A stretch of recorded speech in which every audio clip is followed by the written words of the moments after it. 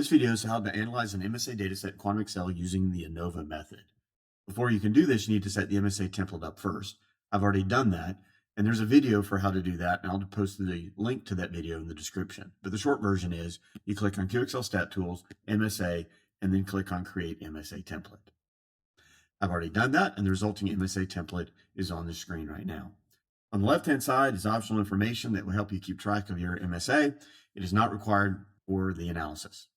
On the right-hand side are the spec limits. While the spec limits are technically optional, if you do not include the spec limits, then all the statistics that are based on the spec limits will not be available. If you scroll down, you can see that the data I've already entered is available for all 10 of my parts, all 3 of my operators, and all 3 of my trials or replicates. The reference column is empty. I could have created the MSA template without the reference column, but I created the MSA template with the reference column and left it empty to demonstrate that it is optional. When I'm ready, I click on QXL Stat Tools, MSA, and then ANOVA. When I click on ANOVA, Quantum Excel will calculate the MSA for me. At the top, it shows you the data source. So here's the data source. It's the sheet named MSA Template. That was the sheet we were just on. It gives you the number of operators or appraisals, the number of trials or replicates, or the number of parts. It also gives you any of the summary information that you type with regard to the gauge name, gauge number, and gauge type, and then it reminds you what the spec limits are. Again, there's some summary information you can fill out if you would like, but that is all optional. These are hyperlinks to different areas of the results on the spreadsheet.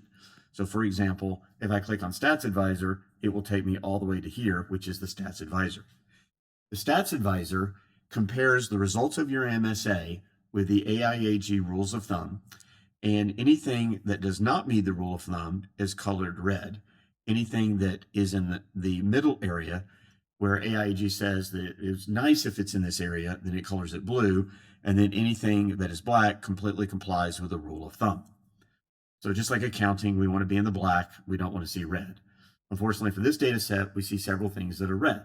So for example, Quantum Excel says that the total gauge R&R is 53.38%, and the AIAG rule of thumb for that is in any gauge R&R greater than 30% is an indication of an unacceptable measurement system. The reference for each of those is listed on the right-hand side to indicate which page number you can find in the AIAG manual. And there are several other areas that are red as well. As I scroll down, we can see the gauge R&R results. On the left-hand side are the components of variation. An indentation applies addition. So for example, notice that the total gauge R&R and the part-to-part variation are indented to the same level. That means that their variance components add up to the total variation. This is very commonly written as sigma squared total is equal to sigma squared gauge R&R plus sigma squared part. The next components of variation that are indented are repeatability and reproducibility, and you can see that they indent up to be total gauge R&R. The way that would be often written is sigma squared gauge R&R is equal to sigma squared repeat, and that is short for repeatability, plus sigma squared repro,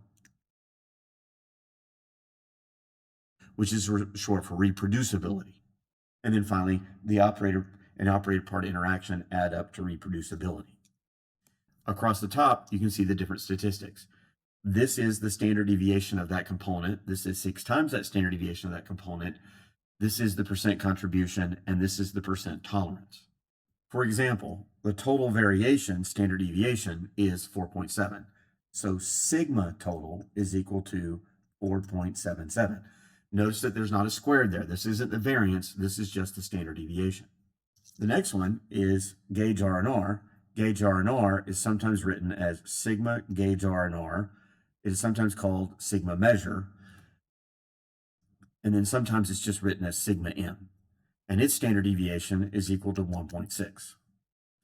And then under that is repeatability, reproducibility, the operator part interaction, and the part-to-part variation as well.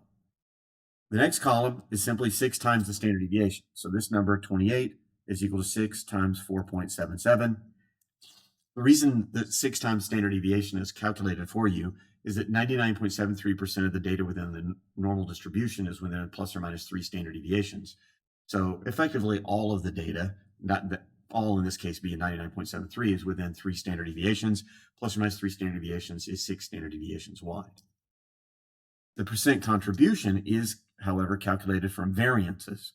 So the percent contribution, for example, for total gauge R&R would be sigma squared measure / gauge R&R divided by sigma squared total. And so since sigma squared total is 100% of the variation, we can find out what percentage of the variation is coming from the measurement system by calculating the ratio of sigma squared measure or sigma squared gauge R&R divided by the total variation. And we could do that for every single component. So for example, this would be sigma squared repeatability divided by sigma squared total. This would be sigma squared reproducibility divided by sigma squared total, and on. And the rest of them are all the same. Finally, we have the column for percent tolerance. The column for percent tolerance is 6 times that standard deviation component divided by the upper spec limit minus the lower spec limit, or the tolerance range. So for example, for gauge R&R, it would be 6 sigma measure divided by the upper spec limit minus the lower spec limit. That's how you would calculate the percent tolerance of the total gauge R&R. And again, sigma measure can also be called sigma gauge R&R. The one for repeatability would then be 6 times the standard deviation of repeatability divided by the upper spec limit minus the lower spec limit. And then the rest of them are, you would replace the standard deviation with that component to do that calculation. The number of distinct categories is displayed at the bottom at 3. And then the percent total variation AIAG statistics are displayed at the table below. These statistics are a little bit controversial because AIG calls them total variation, but they're actually calculated on standard deviations. So this percent gauge R&R is really sigma measure divided by sigma total. A lot of people aren't happy with that, given that variances are additive and standard deviations are not, but it's the way AIG says to calculate it, and so Quantum Excel calculates it that way. There's another metric down here. It's a non-AIG statistic. It's called the precision of tolerance ratio. Notice it's 0.5338. That's a very popular statistic. I should note that it is identical to this statistic up here, which is the percent tolerance. It's just not expressed as a percentage. So it's really the percent tolerance that the measurement system consumes, but it's expressed as the precision of tolerance ratio. Those numbers are absolutely identical. Below that are the probabilities of misclassification.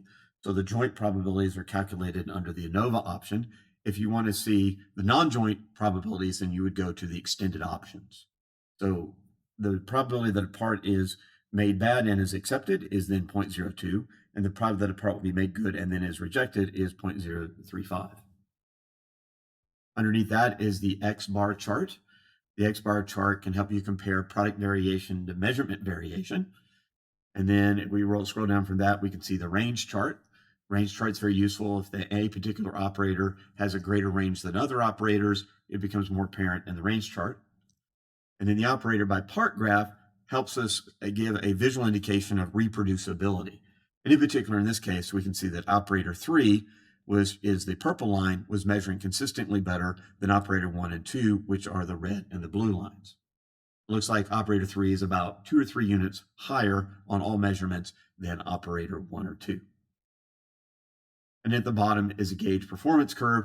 The gauge performance curve is not nearly as popular as it used to be. Now that we have the percent misclassified, there's much more information in the percent misclassified. If you want to get the rest of these probabilities in misclassification, you can find them under the extended options. And that is how you analyze an MSA in Quantum Excel using the ANOVA option.